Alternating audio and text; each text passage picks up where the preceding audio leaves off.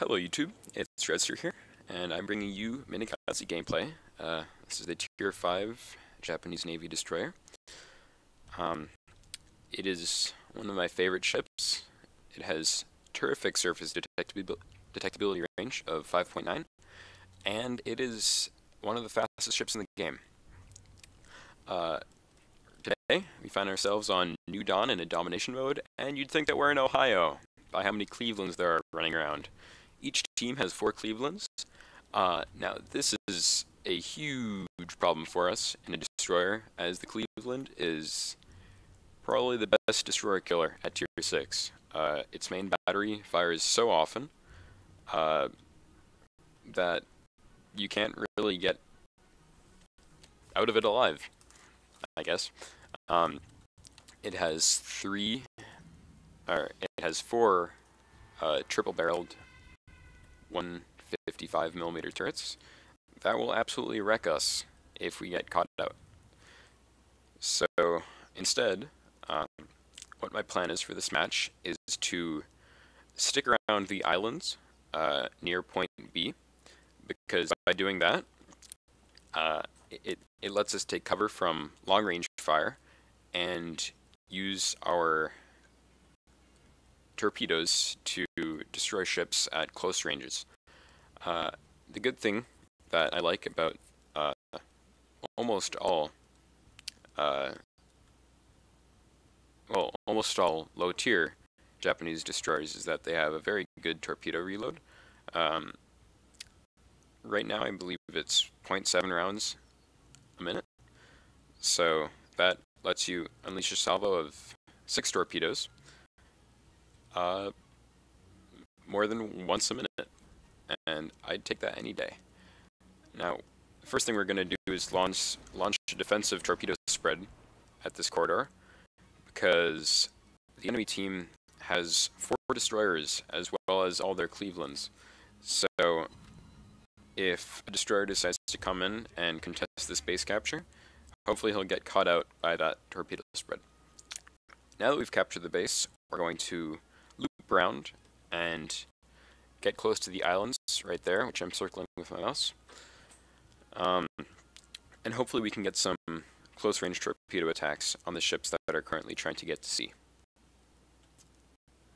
Those torpedoes didn't hit anybody, but if a destroyer came in, I think he would have had a very bad day. There are also quite a lot of relatively high-tier battleships in this game. We have a couple Tier 6s, which are floating around. Now, I don't want to get in detection range of this Nicholas, so we're going to do a quick turn. And hopefully, we can get a nice surprise torpedo barrage at this Fuso, who is currently maneuvering to try and avoid others. Now, if we got that right, he should have very little time to react to those torpedoes, as he's only going to see them once they clear the island. And in that case, he is going to take quite high damage from them. We can see that he's still going broadside, so that's just a bigger target for us. He is going pretty fast though, so he may avoid a couple of them. Or he might just take a billion and get completely stomped. Unless he repairs that, the flooding damage is certainly going to finish him off. And we see it do that there. Now, our torpedoes are already reloaded, and this Cleveland does not seem to be happy about what we did to his friend. But I feel like just going balls to the wall here. And if this Cleveland decides to come out and contest this, then we're just going to drop a bunch of torpedoes at close range and essentially one-shot him. Now, he's doing the right thing here. He's turning away. Now, this is very dangerous for us, so I'm going to drop smoke and try to avoid his shells before they come in. Now, let's see if we get any hits on him. The Cleveland is quite maneuverable, so there's a good chance he avoided them, and looks like we got one. Now that our smoke screen is set, I think we have enough space to go around this island and drop off some torpedoes before we go around. Let's see. Now, he's going into a smoke screen, which means that he's not going to be able to see the torpedoes until he gets very close to them. So, if I drop them in a narrow spread, I think that he has a much harder chance of avoiding. It's going to be much harder for him to avoid them.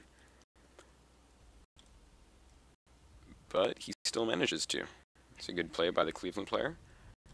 Now we're going to maneuver to try to avoid the shots from the other Cleveland over there. And they sail over us for the most part.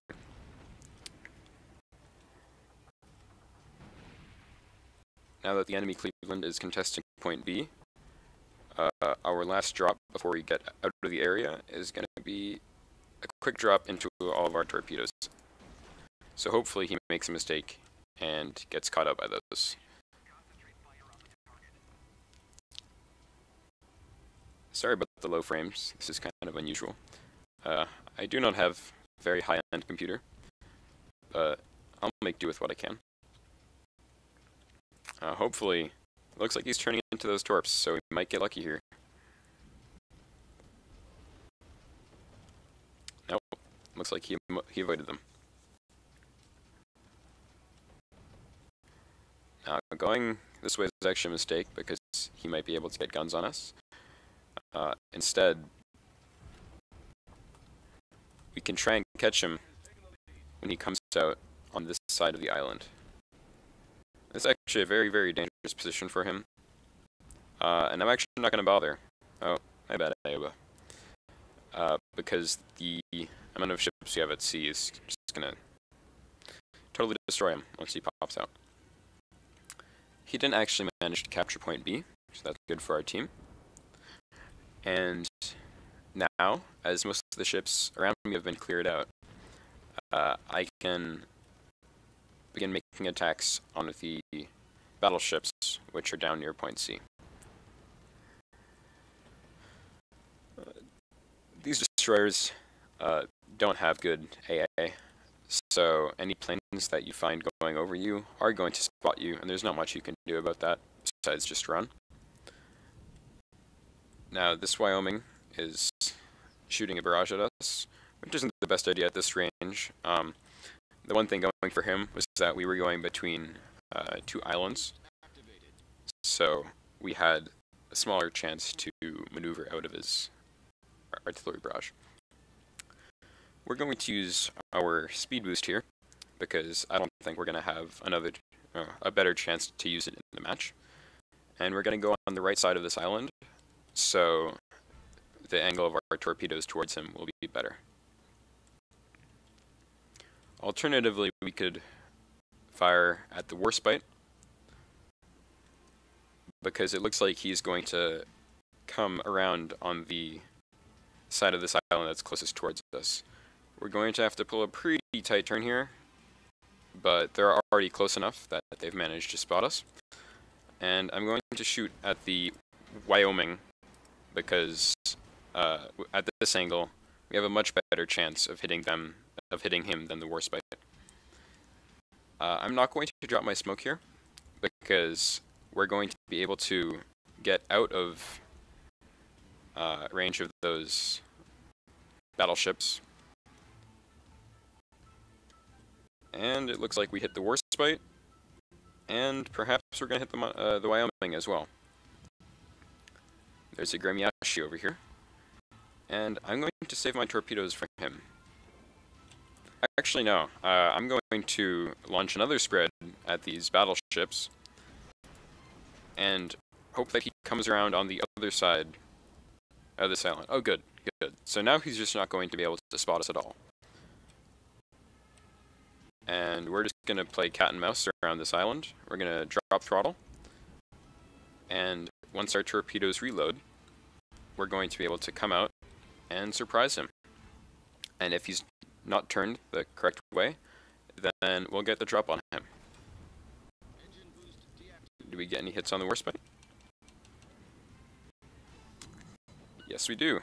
One hit for a nice beefy 12,000. Oh, and we also hit the Wyoming. This is why I love Japanese destroyers, because the speed on the torpedoes is so good that your targets have very little time to avoid your torpedoes. Now, we're spotted here anyways, so I'm going to open up on the Gramiashi. Ooh, and he saw us coming. That's a very, very good play by him. That's an extremely good play from him, actually. Wow. Color me impressed. Okay.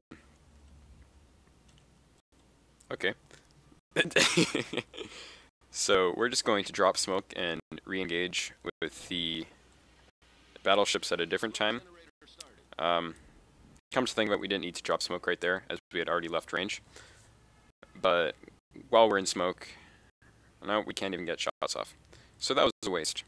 But now we can get up close to these islands and drop torpedoes when the enemy comes around.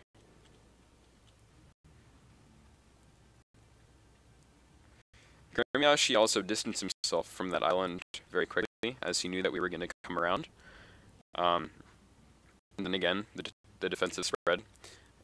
Now, that was such a tight spread that I don't think it was possible that we could have avoided more than one torpedo, unless I played that like a god, but I'm not going to assume that I will do that every day of the week. So, now the Gramiashi is coming around with this Wyoming. This Wyoming might, yes, this Wyoming did get destroyed.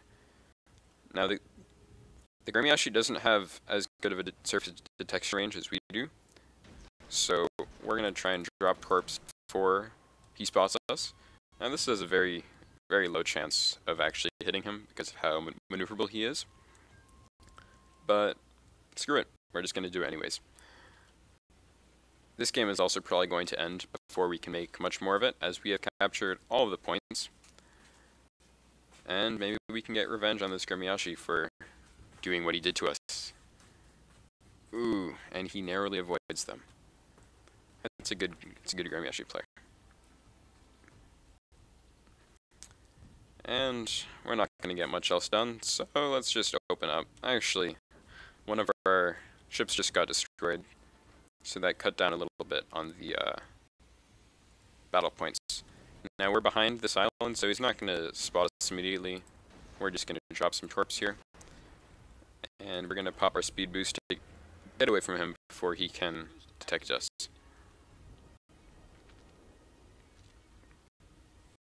Maybe we'll get lucky with these torpedoes. Maybe.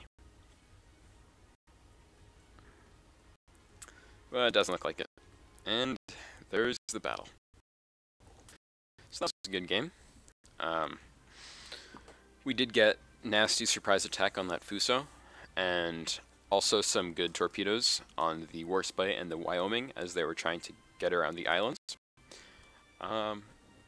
We did get the highest XP on the team with a devastating... Oh, that's not a devastating strike, that's the first blood. And we did do... well, including flooding, we did do 87,000 damage. So, I will take that any day of the week. And thank you guys for watching. More videos later.